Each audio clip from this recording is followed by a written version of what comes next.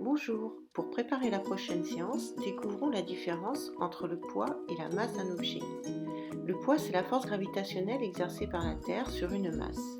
Le poids se mesure donc en newtons, unité des forces, avec un dynamomètre. Le poids d'un objet varie en fonction du lieu, comme sur la Lune par exemple, où la gravité est bien plus faible. La valeur du poids y sera alors aussi plus petite. La masse d'un objet, elle ne varie pas, elle est la même partout. La masse représente la quantité de matière constituant l'objet. La masse ne diminue ou n'augmente que si on enlève ou on ajoute de la matière. Elle se mesure en kilogrammes avec une balance. Voyons maintenant comment utiliser le dynamomètre. Le dynamomètre permet de mesurer le poids.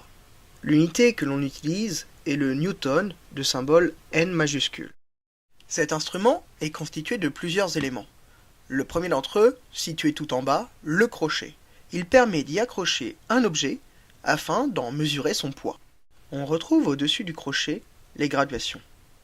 Ici, le dynamomètre est gradué de 0 à 5 newtons, tous les 0,5 newtons. Le petit triangle blanc que l'on peut voir sur ce dynamomètre correspond à l'index. Il peut aussi s'agir, en fonction des modèles, d'un cylindre. En se plaçant en face d'une graduation, on va pouvoir lire le poids de l'objet.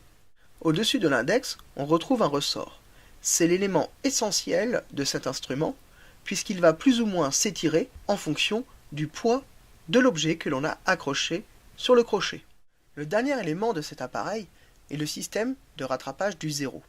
En vieillissant, le ressort va pouvoir s'étirer légèrement, même si aucun objet n'est accroché au niveau du crochet. Ainsi, l'index ne se situera plus sur la graduation 0 au repos. Le système de rattrapage du 0 va permettre, en le dévissant ou en le vissant, de bien positionner l'index au niveau du 0, sans quoi la mesure ne serait pas correcte.